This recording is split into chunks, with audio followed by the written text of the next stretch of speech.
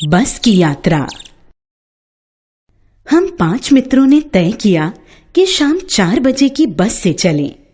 पन्ना से इस कंपनी की बस सतना के लिए घंटे भर बाद मिलती है, जो जबलपुर की ट्रेन मिला देती है। सुबह घर पहुंच जाएंगे। हममें से 2 को सुबह काम पर हाजिर होना था, इसीलिए वापस को यही रास्ता अपनाना जरूरी था। लोगों ने सलाह दी कि समझदार आदमी इस शाम वाली बस से सफर नहीं करते। क्या रास्ते में डाकू मिलते हैं? नहीं, बस डाकिन है। बस को देखा तो श्रद्धा उमड़ पड़ी। खूब वयोवृद्ध थी, सदियों के अनुभव के निशान लिए हुई थी। लोग इसलिए इससे सफर नहीं करना चाहते कि वृद्धावस्था में इसे कष्ट होगा। यह बस पूजा के योग्य थी, उस पर सवार कैसे हुआ जा सकता है? बस कंपनी के एक हिस्सेदार भी उसी बस से जा रहे थे। हमने उनसे पूछा, यह बस चलती भी है?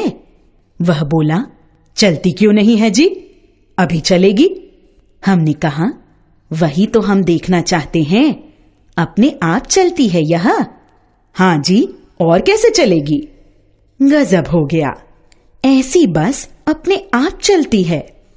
हम आगा पीछा करने लगे।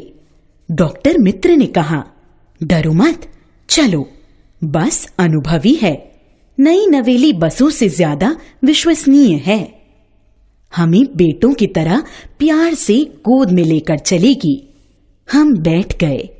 जो छोड़ने आए थे वे इस तरह देख रहे थे जैसे अंतिम विदा दे रहे हैं। उनकी आंखें कह रही थीं, आना जाना तो लगा ही रहता है, आया है सो जाएगा। राजा, रंग, फकीर, आदमी को कूच करने के लिए निमित्त चाहिए। इंजन सचमुच स्टार्ट हो गया, ऐसा जैसे सारी बस ही इंजन है और हम इंजन के भीतर बैठे हैं। कांच बहुत कम बचे थे, जो बचे थे उनसे हमें बचना था। हम फौरन खिड़की से दूर सरक गए। इंजन चल रहा था। हमें लग रहा था कि हमारी सीट के नीचे इंजन है। बस सचमुच चल पड़ी और हमें लगा कि यह गांधी जी के असहयोग और सविनय अवज्ञा आंदोलनों के वक्त अवश्य जवान रही होगी। उसे ट्रेनिंग मिल चुकी थी। हर हिस्सा दूसरे से असहयोग कर रहा था। पूरी बस सविनय अवज्ञा आंदोलन के दौर से गुजर रही थी। सीट का बॉडी से असहयोग चल रहा था।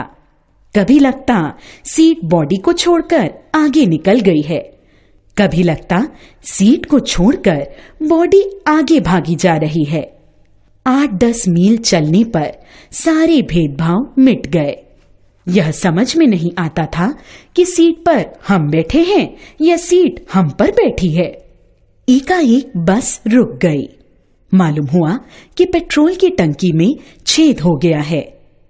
ड्राइवर ने बाल्टी में पेट्रोल निकालकर उसे बगल में रखा और नली डालकर इंजन में भेजने लगा।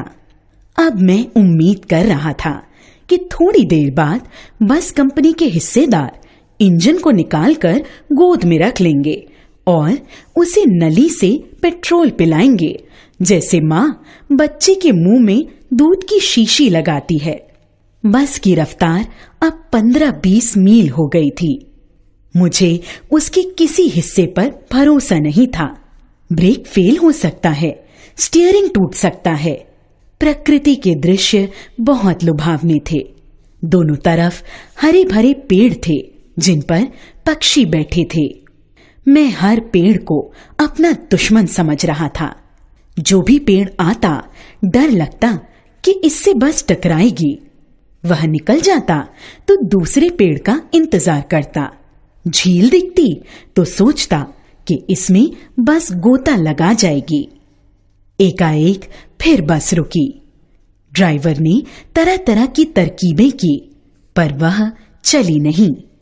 सविनय अवज्ञा आंदोलन शुरू हो गया था।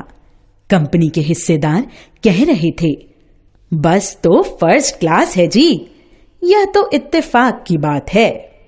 क्षीण चांदनी में वृक्षों की छाया के नीचे वह बस बड़ी दयनीय लग रही थी। लगता जैसे कोई वृद्धा थक कर बैठ गई हो। हमें ग्लानि हो रही थी कि बेचारी पर लद कर हम चले आ रहे हैं। अगर इसका प्राणांत हो गया तो इस बियाबान में हमें इसकी अंत्येष्टि करनी पड़ेगी। हिस्सेदार साहब ने इंजन खोला और कुछ सुधारा। बस आगे चली। उसकी चाल और कम हो गई थी। धीरे धीरे वृद्धा की आंखों की ज्योति जाने लगी। चांदनी में रास्ता टटोलकर वह रेंग रही थी। आगे या पीछे से कोई गाड़ी आती दिखती तो वह एकदम किनारे खड़ी हो जाती और कहती, निकल जाओ बेटी, अपनी तो वह उम्र ही नहीं रही। एक पुलिया के ऊपर पहुंचे ही थे कि एक टायर फिस से करके बैठ गया। वह बहुत जोर से हिलकर थम गई। अगर स्पीड में होती तो उछलकर नाले में गिर जाती। मैंने उस कंपनी के हिस्सेदार की तरफ पहली बार श्रद्धा भाव से देखा। वह टायरों की हालत जानते हैं, फिर भी जान हथेली पर लेकर इसी बस से सफर कर रहे हैं। उत्सर्ग की ऐसी भावना दुर्लभ है। सोचा, इस आदमी के साहस और बलिदान की भावना का सही उपयोग नहीं हो रहा है। इसे तो किसी क्रांतिकारी आंदोलन का नेता होना चाहिए। अगर बस नाले में गिर पड़ती और हम सब मर जाते तो देवता बाहें पसारे उसका इंतजार करते। कहते, वह महान आदमी आ रहा है जिसने एक टायर के लिए प्राण दे दिए। मर गया पर टायर नहीं बदला। दूसरा घिसा टायर लगाकर बस फिर चली। अब हमने वक्त पर पन्ना पहुंचने की उम्मीद छोड़ दी थी। पन्ना कभी भी पहुंचने की उम्मीद छोड़ दी थी। लगता था जिंदगी इसी बस में गुजरनी है और इससे सीधे उस लोक को प्रयाण कर जाना है।